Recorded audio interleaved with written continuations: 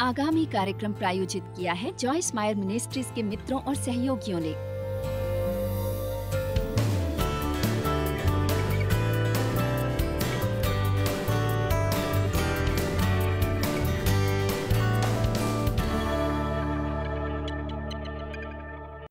आज रात मैं आपसे आपके हृदय की स्थिति के बारे में बात करना चाहती हूँ। आपके हृदय की स्थिति क्या है? और मैं आपके शारीरिक हृदय के बारे में बात नहीं कर रही, मैं व्यक्ति के हृदय के बारे में बात कर रही हूँ, जो हमारे होने का एक गहरा हिस्सा है, जिसे परमेश्वर हमारा हृदय कहते हैं। क्या आप संतुष्ट हैं? वहाँ क्या चल रहा है? अब जानते हैं, परमेश्वर ने हमें एक संपूर्ण हृदय के लिए बुलाया है, और ये एक शब्द संपूर्ण हमारे लिए थोड़ा डराने वाला हो सकता है, लेकिन मैं आपको बता सकती हूँ कि जब तक हम एक मानव शरीर में हैं, तब तक मुझे नहीं लगता कि हमारा व्यवहार कभी भी सही होगा, लेकिन मेरा विश्वास है कि हमारे पास एक संपूर्ण हृदय हो सकता है।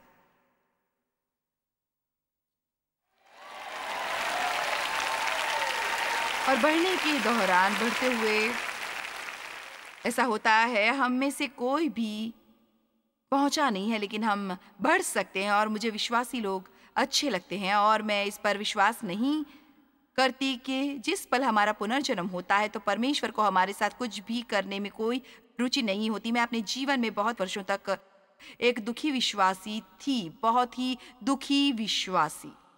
आमीन। और मुझे खुशी है कि परमेश्वर हम सबके बारे में परवाह करते हैं जो बचाए गए हैं, और वो लोगों को हमारे लिए काम करके हमारी मदद करने को भेजते हैं कि हम वो जीवन पाएं जिसे हमें देने के लिए यीशु मरे। मैं चाहती हूँ आप वो जीवन पाएं जिसे देने के लिए यीशु मरे। पौलुस ने कहा, मैंने उन चीज़ों को पकड़ने का फैसला किया जिसके लिए मसीह यीशु मरे की मुझ पर पकड़ बनाए। यीशु मरे की एक उद्देश्य के लिए हमें पकड़े, और हमें ये रवैया रखना चाहिए, मैं उन चीज को पकड़ने वाला हूँ जिसके लिए उन्होंने मुझे पकड़ लिया है। मैं बढ़ने वाला हूँ। शैतान को पागल करो, चिल्लाओ, मैं बढ़ने वाला हूँ। मुझे ये अच्छा लगता है। अब फिलिपियो 3:12 में पौलुस ने कहा, ये मतलब नहीं कि मैं पा चुका हूँ या सिद्ध हो चुका हूं, मैं नहीं पहुंची हूं। क्या यहाँ कोई है जो पहुंचा है? कोई पहुंचने पर सबक देना चाहता है? मैं पहुंची नहीं हूं। मैं गलतियां करती हूं, लेकिन मैं असल में उस पॉइंट पर हूं जहां मैं सचमुच खुश हूं, जब परमेश्वर मेरे जीवन में गलतियों के लिए मुझे अपराधी ठहराते। मेरा मतलब है, मुझे याद है वो दिन जब मुझे कुछ गलत करने के लिए अपराधी ठहराया जाता, और मैं हताश होती, ये कैसा हो सकता है? और भी ऐसे मत बनो जब परमेश्वर आपको ऐसा कुछ दिखाते हैं जो आपने कुछ गलत किया था। आपको खुश होना चाहिए, परमेश्वर को धन्यवाद दो कि हमें हमारी गलती की खबर मिली। हम में से किसी के साथ भी ऐसा हो सकता है। और सजा परमेश्वर के प्रेम का एक संकेत है। जब परमेश्वर हमें सजा देते हैं या पवित्र आत्मा हमें गलतियों के लिए दोषी ठहराता है, चाहे ये आपको नहीं कहा जाना चाहिए, इस तरह से मत सोचो, इस तरह बर्ताव मत करो, स्वार्थी मत हो, कंजूस मत हो, कड़वा मत बोलो, ईर्ष्यालु मत बनो। जब कभी भी परमेश्वर हमें पाप का दोषी ठहराए, हमें कहने की जरूरत है, परमेश्वर धन्यवाद मुझे इतना अधिक प्रेम करने और मेरे साथ तब तक बने रहने के लिए जब तक मैं इसे सही नहीं कर लेती। आमीन।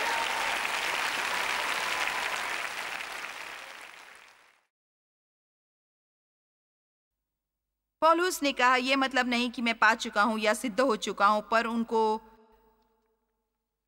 पकड़ने के लिए और अपना बनाने के लिए जोर देता हूं, जिसके लिए मसीह ने मुझे पकड़ा और अपना बनाया था। इफिसियो 4:15 कहता है कि हमें हर तरह से और सब चीजों में सच्चाई में बढ़ना है। हमारे जीवन को प्रेम से सच व्यक्त करने दे, सब चीजों में सच बोलने में, सच्चाई से निपटने में, सच्चाई से रहने में, प्रेम से निपटने में, वरन प्रेम में सच्चाई से चलते हुए सब बातों में जो सिर है अर्थात मसीह में बढ़ते जाएं। ये सच्चाई है, परमेश्वर का वचन सच्चाई है। आज सुबह हम बात करने वाले हैं आज पृथ्वी पर चारों तरफ घूमने वाली कुछ बकवास के बारे में कि यहाँ नहीं है, कोई निश्चित सत्य नहीं है। आप जानते हैं कोई सापेक्ष सत्य नहीं है, लेकिन कोई वास्तविक सत्य नहीं है। मैं आपको बताना चाहती हूँ, मेरा मतलब है कि सच्चाई सिर्फ चीजों का एक पूरा गुच्छा नहीं हो सकती जो उस पर निर्भर हो कि सब क्या सोचते हैं। ये है सच्चाई का स्वाभाविक अर्थ। केवल एक ही चीज सच हो सकती है। यदि हम परमेश्वर का विश्वास नहीं करना चाहते तो फिर किसका विश्वास करने वाले हैं? मेरा मतलब, ओह, इससे बेहतर सचमुच कुछ है जिस पर आप अपना जीवन आधारित करना चाहते हैं। बेहतर हो, आप सुनिश्चित हो। नहीं, बिल्कुल नहीं। पतरस 2:1 से शुरू करते हैं। मैं आपको बता दूं, यहां मेरे पास भर भर के वचन शास्त्र हैं, इसलिए सब प्रकार का बैर भाव नहीं, थोड़ा थोड़ा थोड़ा सा भी नहीं। इसलिए सब प्रकार का बैर भाव और छल और कपट और डाह और बदनामी को दूर करके, मैं आपको बता रही हूं, मुझ में कभी कभार ईर्ष्या आ जाती है। मुझे करना ही है। परमेश्वर, मैं इसे सहन नहीं कर सकती। मैं ईर्ष्यालु होने से इनकार करती हूँ। मुझे वो नहीं चाहिए जो सबके पास है। आपने मुझे आभारी होने के लिए बहुत कुछ दिया है। आपको शैतान से लड़ना है। आपको शैतान से लड़ना है। आपको शैतान से लड़ना है। ओह, काश मैं ऐसा महसूस न करती।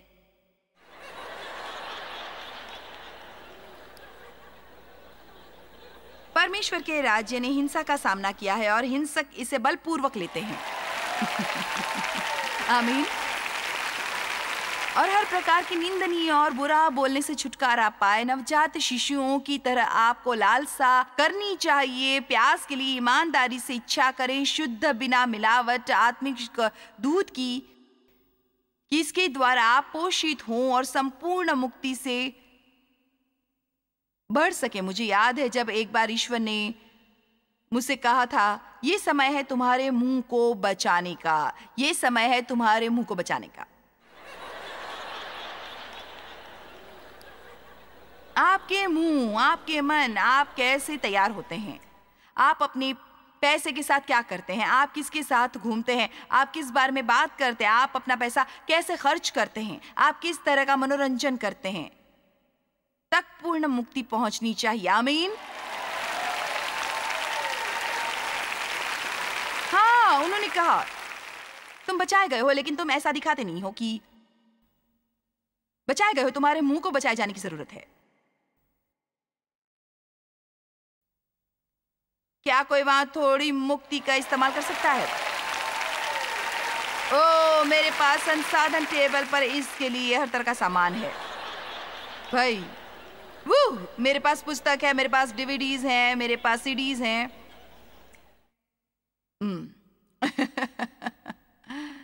बढ़ो। वचन 3, यदि तुमने प्रभु की कृपा का स्वाद चख लिया है। मेरी इच्छा है कि वचन 3 पहले होना चाहिए था, क्योंकि यहाँ वास्तव में यही अभिप्राय है। यदि हम इसे ऐसे पढ़े तो, यदि तुमने प्रभु की कृपा का स्वाद चख लिया है तो सब प्रकार की बैर भाव और छल और कपट और डाह और बदनामी को दूर करके नए जन्मे हुए बच्चों की नाई निर्मल आत्मिक दूध की लालसा करो, जो कि परमेश्वर का वचन है। हम परमेश्वर की कृपा कैसे देख सकते हैं और उन्होंने हमारे लिए क्या किया है? और बेहतर नहीं होना चाहते। मैं बेहतर होना चाहती हूँ क्योंकि मैं यीशु से प्रेम करती हूँ। मुझे हर रोज बेहतर होने की कोशिश नहीं करनी चाहिए ताकि मैं स्वर्ग जाऊं। मेरी मुक्ति मेरे विश्वास पर आधारित है। लेकिन यदि आपको वास्तव में विश्वास है और यदि आपका विश्वास असली है, यदि हमारा सच में पुनर्जन्म हुआ, यदि परमेश्वर सच में हम में रहते हैं, तो फिर हम बिल्कुल वैसे नहीं रह सकते। पुनर्जन्म होना और कभी न बदलना संभव नहीं है।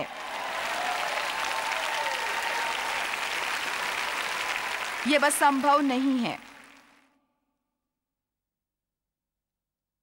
आप पिछले साल जैसे थे उससे बेहतर व्यवहार कर रहे हैं।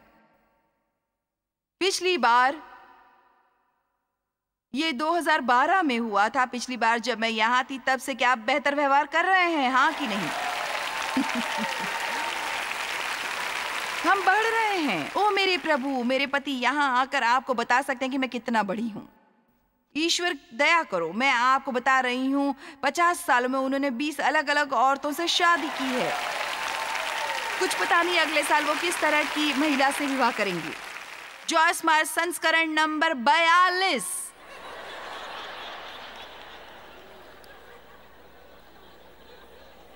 मेरा मतलब है यहाँ ईमानदारी से कोई और जो आप बस कह सकते हैं कि आप जो थे उससे बिल्कुल अलग व्यक्ति है। खैर, अब दोस्तों अपने आसपास देखो, हम सब पागल नहीं है और हम सब झूठे नहीं हैं। तो इस अद्भुत वचन में अदृश्य कुछ ऐसा है जो लोगों को बदल रहा है।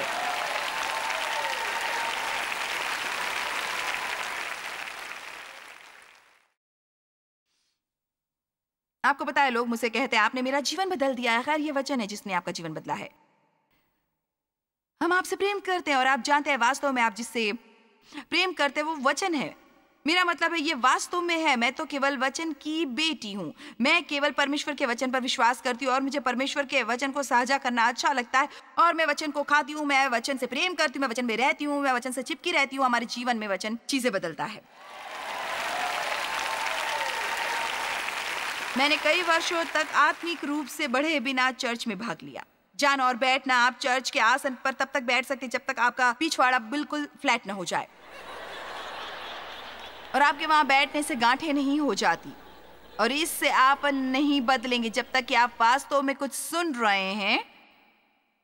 किसी तरह के दायित्व के तहत किसी जगह जाकर न बैठें। किसी ऐसी जगह जाए जहां परमेश्वर का वचन जीवित और प्रज्वलित है, जहां सत्य बोला जाता है और वचन से प्रेम करते हैं। किसी दायित्व के तहत न जाएं, आपको वहां होना सहन नहीं होता, इसलिए जाए। खैर, यदि मैं दौड़ के जाती हूं तो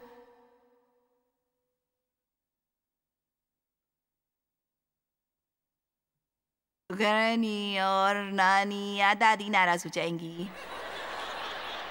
मैं जानती हूँ मेरे पर भी ग्रैनी नाराज होती थी, लेकिन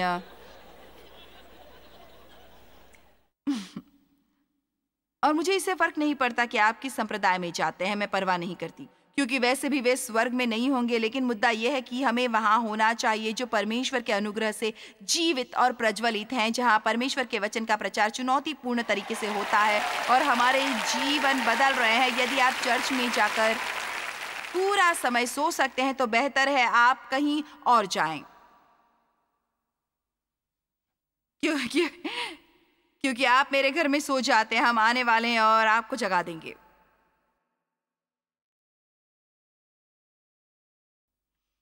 हाँ, यीशु। अब ठीक है, शास्त्र वचन में मेरी बहुत मनपसंद स्थानों में से एक अभी आ रहा है, इब्रानियों 5:12। समय के विचार से तो तुम्हें शुरू हो जाना चाहिए था, तो भी क्या यह आवश्यक है कि कोई तुम्हें परमेश्वर के वचनों की आदि शिक्षा फिर से सिखाए और ऐसे हो गए हो कि तुम्हें अन्न के बढ़ने तक दूध ही चाहिए। बस बच्चों के जैसे वे दूध से शुरू करते हैं और ध्येय होता है उन्हें मांस और सब्जियों तक लाना। आमीन। आखिर में बेबी बॉटल्स और डायपर्स और पेसिफायर्स छोड़ने पड़ते हैं। हर किसी के लिए जो निरंतर दूध पर ही रहता है, जो वास्तव में वचन के दूध और वचन के मीट के बारे में बात करता है, ये तो संदेश और संदेशों जैसा है। आमीन। मेरा मतलब है जैसे परमेश्वर की आग पर मैं संदेश तैयार कर रही हूं।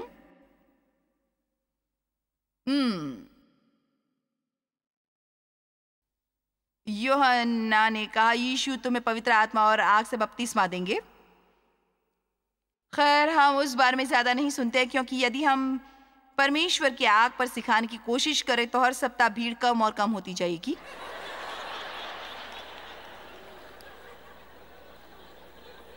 और इसलिए वहां है लोगों को प्रोत्साहित करना और लोगों को शिक्षित करना बहुत अच्छा है, और उन्हें ये बताना कि परमेश्वर उनसे कितना अधिक प्रेम करते हैं और वे कितने अच्छे हैं और वे कितने अभिषिक्त हैं और वे सभी भले काम जो ईश्वर उनके जीवन में करने वाले, हमें इसकी जरूरत है। हमें उसे और ज्यादा चाहिए। और पौलुस ने कहा वो नहीं कर सकता, वो उनमें से कई को वचन का मीट नहीं दे सका, उसे उन्हें दूध ही देते रहना पड़ा। अब इस पर देखिए, इसलिए मुझे ये शास्त्र वचन अच्छा लगता है। हर कोई वचन तेरा, क्योंकि हर एक दूध पीने वाले बच्चे को तो धैर्य के वचन की पहचान नहीं होती, क्योंकि वो बालक है। दूसरे शब्दों में, वो नहीं जानते थे कि वे मसीह में कौन है। वे असुरक्षित थे। उन्हें मसीह में ईश्वर की धार्मिकता होने की कीमत और योग्यता नहीं मिल रही थी, और इसलिए हर बार एक मजबूत वचन आ जाएगा जो उनके व्यवहार का सामना कर रहा था, जो उन्हें ज्यादा और ज्यादा सुरक्षित बनाता। इसलिए पौलुस को कोशिश करते रहनी पड़ती थी कि उन्हें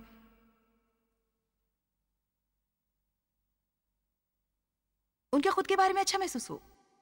किसी भी समय जब मैं एक प्रसन्न भीड़ चाहती हूँ, मुझे बस ये सिखाना है कि आप मसीह में कौन है, और ये एक नियमित आधार पर करती रहती हूँ मैं। हमें जानने की जरूरत है कि हम मसीह में कौन है। यही बहुत सी चीजों की शुरुआत है। लेकिन यदि आप वचन का स्वस्थ आहार ले रहे हैं, यदि आप एक टीचर के तहत या एक पादरी के तहत हैं और वे आपको परमेश्वर के वचन का स्वस्थ आहार दे रहे हैं, तो वे आपको केवल उन चीज़ों के बारे में सिखाने वाले नहीं हैं, वे आपको सीधा होने के लिए भी कहते हैं। अपने आप को अपने मन से उतारो, दूसरे लोगों के लिए आशीर्वाद होने में व्यस्त हो जाओ, मसीह की दूसरी वापसी के लिए तैयार हो जाओ। और हमें उसकी ज़रूरत है, हमें उसकी ज़रूरत है।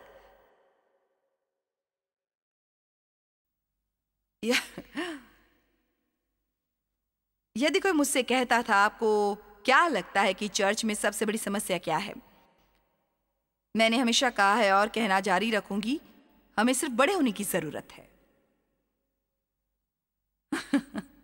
हमें बस बड़े होने की जरूरत है। हर बार आपको नाराज होने की जरूरत नहीं है। जब आपको अपना रास्ता नहीं मिलता है, परमेश्वर से दुखी मत हो क्योंकि आपने किसी चीज के लिए प्रार्थना की और वो नहीं हुआ। आप जो चाहते थे वो किसी दूसरे को मिला है। परमेश्वर ने आपको समूह गान के लिए नहीं चुना। ओह, मैं नाराज हूं क्योंकि परमेश्वर ने मुझे नहीं चुना। खैर, आप मूर्खतापूर्ण बातें करने वाले हैं। आप बस अपनी समस्या लेकर और दूसरे चर्च जाते हैं। ठीक है, आप में से कितने सहमत है कि अब समय है खुद पर काबू पाने का और बड़े होने का?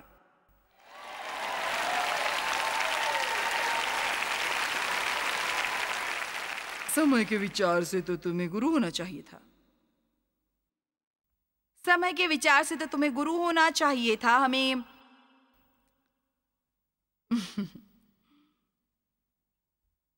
कितनी बार एक ही बात सुननी होगी, और मेरा मतलब है, आप जानते हैं,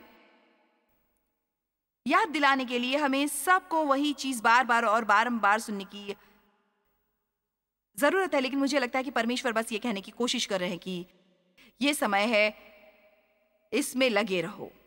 वचन 14, पर अन्न सयानों के लिए है, जिनकी ज्ञानेंद्रिय अभ्यास करते करते भले बुरे में भेद करने के लिए पक्की हो गई। अध्याय 6 वचन 1 कहता है, इसलिए आओ मसीह की शिक्षा की आरंभ की बातों को छोड़कर आगे बढ़ते जाएं। आइए हम और अधिक अनंत शिक्षा पर जाएं। मुझे ये अच्छा लगता है। जब मैं बैठकर देने पर शिक्षा देती हूँ, तो यदि लोग तालियां बजाएं और प्रशंसा करें और अपनी बाइबलों में रेखांकित करने लगें, आमीन, बजाय इस तरह का व्यवहार करने के जैसे आप उनकी जेब में जाने की कोशिश कर रहे हैं। ये पुस्तक में नहीं लिखा है, नहीं, ये नहीं है। आमीन। मैं आपसे कहती हूँ, कभी कभी ये शिक्षा और प्रचारकों के लिए मुश्किल होता है जब वे ऐसी कुछ चीजें लाने की कोशिश करते हैं जिन्हें लोग सुनना नहीं चाहते। तो मुझे परवाह नहीं मैं सप्ताह क्या प्रचार करती हूँ, मैं चाहती हूँ आप हंसे। यदि हम हमेशा बढ़ना चाहते हैं तो परमेश्वर हम में अपने आप को मजबूत दिखा सकते हैं। तो अब हमने मेरे 7 पॉइंट्स में से 2 पॉइंट्स पर विजय पा ली है। नंबर 3, एक संपूर्ण हृदय वाला व्यक्ति पूरा समर्पित होता है। आप कह सकते हैं सारे। ओ, ये एक छोटा सा शब्द है, एक बहुत बड़े अर्थ वाला। पूरा। तू परमेश्वर अपने प्रभु से अपने सारे मन और सारे प्राण और अपनी सारी बुद्धि से प्रेम रख। ये बात में हर समय धन्यवाद करो, हर बात में।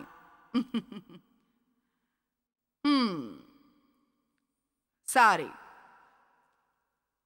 रोमियो 12:1। इसलिए हे भाइयों, मैं तुमसे परमेश्वर की दया समर्पण दिलाकर विनती करता हूँ कि अपने शरीरों को जीवित और पवित्र और परमेश्वर को भावता हुआ बलिदान करके बढ़ाओ। यही तुम्हारी आत्मिक सेवा है। ये इस तरह से चलता है जैसे ये, ओके परमेश्वर, मैं यहाँ हूँ, आज मैं बाहर दुनिया में जा रहा हूँ और मैं अपने स्वयं को आपको आपके एक बर्तन के रूप में भेंट करता हूँ। मैं अपनी आंखें आपको देता हूँ, मैं अपने कान आपको देता हूँ।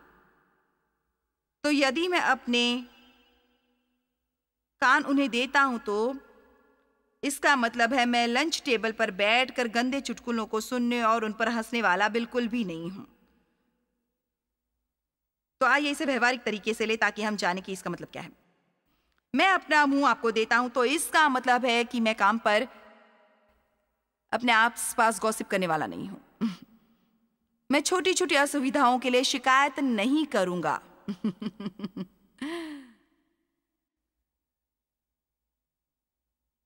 हाँ, मेरे साथ चुप मत रहा करो। देखा, अब आप सोच रहे हो मेरे प्रभु सब कुछ बदलना होगा। आप एक चुनी हुई जाति हैं, एक शाही धर्माचार्य, परमेश्वर के उनके अपने खरीदे हुए लोग। उन्होंने आपको अंधेरे में से अपने अद्भुत प्रकाश में बुलाया। अब ठीक है, मुझे ये शास्त्र वचन अच्छे लगते हैं। यह है उत्पत्ति 11:31-32। और तेरा अपना पुत्र अब्राम और अपना पोता लूत जो हरान का पुत्र था और अपनी बहू सारे जो उसके पुत्र अब्राम की पत्नी थी, इन सबों को लेकर कसदियों के ऊर नगर से निकल कनान देश जाने को चला, जो कि वादा की हुई धरती थी। लेकिन हर कोई कहे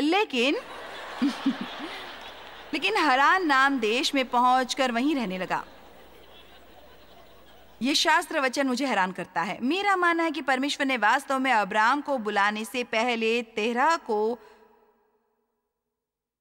बुलाया। उन्होंने उसे कनान जाने के लिए बुलाया, बिल्कुल वैसे ही जैसे उन्होंने अब्राम को बुलाया। लेकिन तेरह जहां जा रहा था वहां जाने से पहले ही बस गया। अब ये अलग वचन सुने, ये सुने। और तेरह और उसके बाद बाइबल में तेरह के बारे में केवल एक ही बात लिखी है। जब तेरह 205 वर्ष का हुआ तब वो हरान देश में मर गया। काल तेरह का अंत।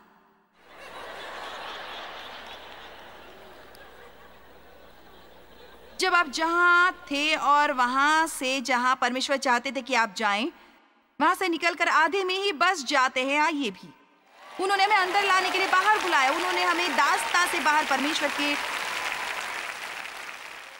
पूर्ण वादों में बुलाया। उन्होंने हमें बाहर बुलाया अंदर आने के लिए।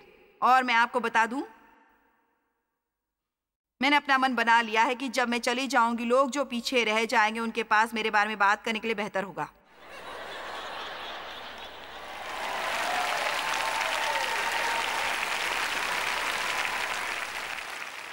और मैं बस यही नहीं छोड़ना चाहती। और जॉयस 95 साल तक जी और फिर मर गई। नहीं, और जॉयस जी और उसने 150 पुस्तकें लिखी जो हम पढ़ रहे हैं। और हम सभी को इस तरह की गवाही सीखनी चाहिए। बस यहाँ से ऐसे ही घूमते हुए न गुजर जाएं और निशान न छोड़ें। आपको कुछ अच्छा करना होगा, आपको खुश रहना होगा। यहाँ से अच्छी से गुजरे, यहाँ से जाते हुए एक निशान छोड़े, शैतान को पागल बनाए, वही सब बने जो परमेश्वर आपसे चाहते हैं। मैं नहीं बसूंगा।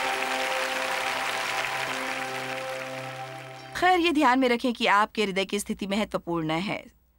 संपूर्ण हृदय होने का मतलब ये नहीं कि हमारा व्यवहार सिद्ध है। एक संपूर्ण हृदय की अच्छी विशेषता आध्यात्मिक रूप से बढ़ने की इच्छा है। जब आप ये करते हैं, आप उम्मीद कर सकते हैं कि परमेश्वर वास्तव में आप में खुद को मजबूत दिखाएं और आपको आध्यात्मिक रूप से लगातार बढ़ने में मदद मिले। ईश्वर ने बनाया है और आप खुश रहें, इसका आनंद लें। तो बस ये करने का फैसला करें। परमेश्वर आपको आशीष दे। जॉयस मायर मिनिस्ट्रीज में आप हमारे लिए बहुत ही कीमती हैं। जितना कि आप जानते हैं, हम आपकी सराहना करते हैं और इस सेविकाई को दुनिया भर में संभव बनाने के लिए हम अपने दोस्तों और सहभागियों को धन्यवाद देते हैं। हम साथ मिलकर भूखों को खाना खिलाते हैं, गरीबों को कपड़े देते हैं और कई देशों में सुसमाचार बांटते हैं। अपना प्रार्थना निवेदन भेजने के लिए कृपया आज ही संपर्क कीजिए। हमारे स्रोतों के बारे में और भी जानिए जॉयस की सभाओं की सूची देखिए हमारे साथ सहभागी बनने के लिए, क्योंकि हम दुनिया भर में मसीह के प्रेम को बांटते हैं।